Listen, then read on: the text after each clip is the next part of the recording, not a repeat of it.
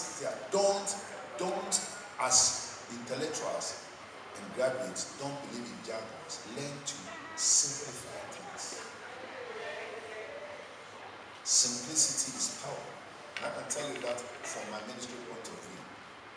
As popular as I became, as famous as I became. And then we started, because you are the cameraman and somebody's working, you are wearing shorts. Somebody's working. When you start, and you always have to start small. Start what? Small. Think big, but you start small. So that when you make mistakes, the casualties are small casualties.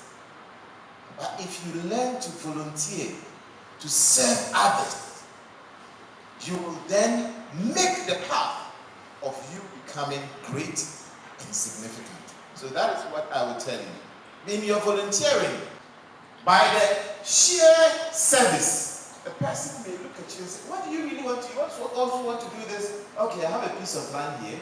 I give it to you. I can give you free day-old chicks. Start with it. So learn to serve. Very, very important. Don't compromise when it comes to the work of God. What did I say? If you ask a Muslim, why are you here on earth? He will speak Arabic and say, وَمَا خَلَقْتُ الْجِنَّ وَالْإِنسَ إِلَّا لِيَعْبُدُونِ, which means God created the jinns and the spirit and human beings not for anything but to worship Him. Do you know why when there is contribution to be made, Muslims, you don't have to preach too much before they give? Do you know why? And so what? To get a good home, good wife, and so what? To worship God. I will get a good car, and so what? To be comfortable, and so what? To worship God. So if all we are doing does not end in the worship of God, then it will be like Einstein said, science without religion.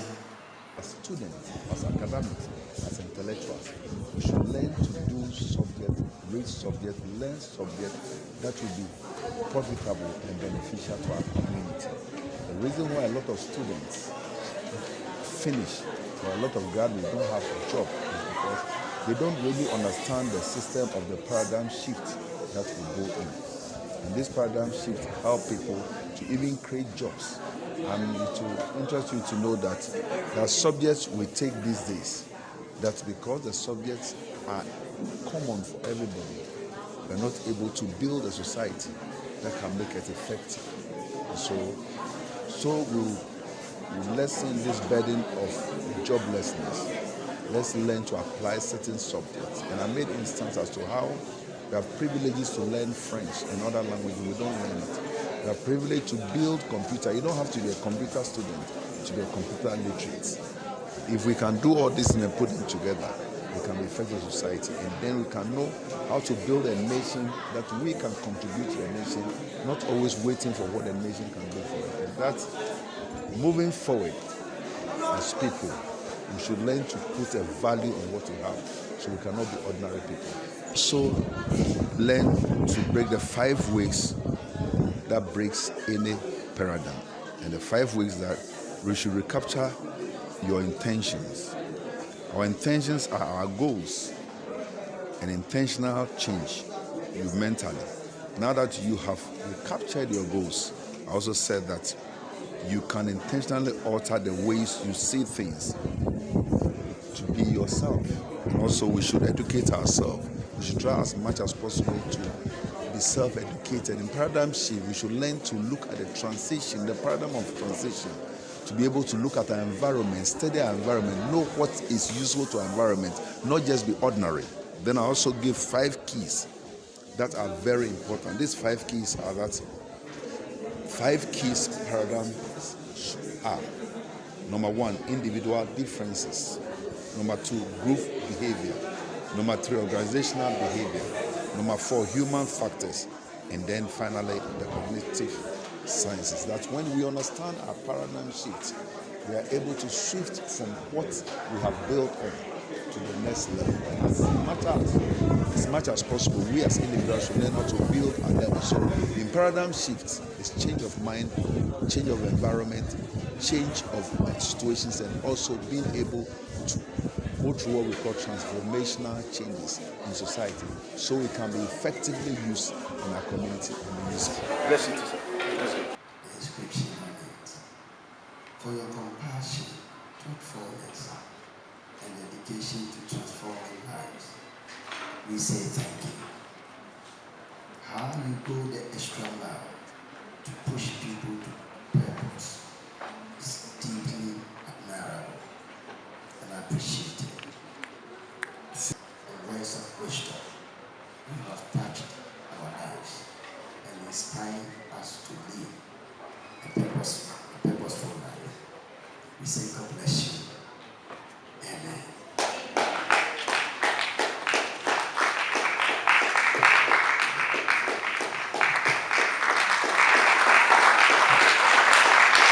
You can do better. God bless you, Papa. God bless you, Papa.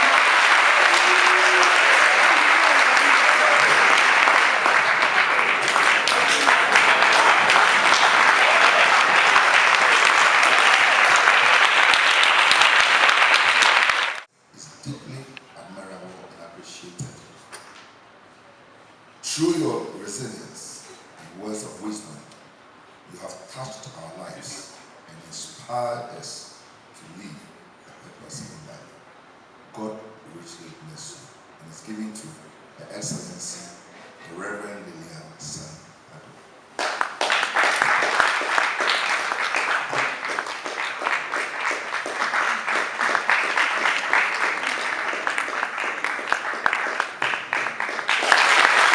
We have come to your blessings. Remember your humble beginning.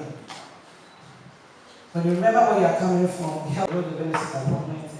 And you can stay both in. Paradigm Shift Conference, because I believe we are in a scientific world and we need to have a transformational mind. In this 21st century, it's all about technology, it's all about changing the narrative.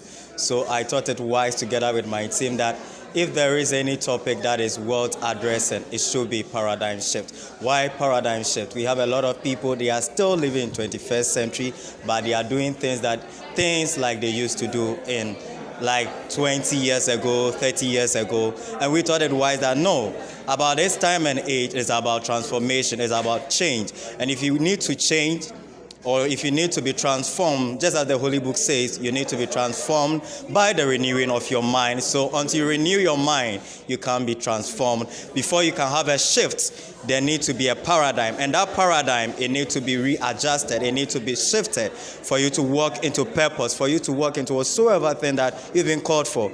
I believe each one on this earth has been called for a reason. There is a purpose why God created you. Whether you are a Muslim, you are a Christian, I believe you believe in a higher authority. And there is a reason why you were created by that higher authority. What is that reason? What is that motive? So then, if I get to know the motive why I was created, I'll be able to walk in purpose. Until I walk in purpose, I need to have a different look at certain things. And I always tell people that perspective is key. How you see things determine how you become. So if you have a positive perspective of things, the same way positivity will come your way. So far, and the same way when you have a negative perspective, the same way you always walk in negativity. So basically, that's all about paradigm shift. The whole thing is not even a year old. We inaugurated it in February this year at Accra Technical University, and this is our second edition of Made for More conference. The group is called Made for More Incorporated. And all that we do is that we go to tertiary institutions, we organize live conferences on public speaking, image branding, entrepreneurship, and also how to be a better person. I'm so wowed, I'm amazed at the turn-up of event. In fact, you having a young guy organizing a program and having the likes of Dr. Lawrence Tete passing through Joke at all is a big achievement for me and for my team. And to this, we are very grateful to God for this honor done us. Yeah. The future is bright for Made for More Incorporated. We are looking at spreading come. The good book says that spread come and advance. We are looking at going international. We are looking at crossing the borders, crossing the shores of the country, going international, organizing conferences on bigger platforms. We are looking at even hosting the almighty Tyler Perry very soon. And I say very soon. I say it with all enthusiasm and I say it with all faith, because with faith, everything is possible. I will tell the youth that you are responsible for your future.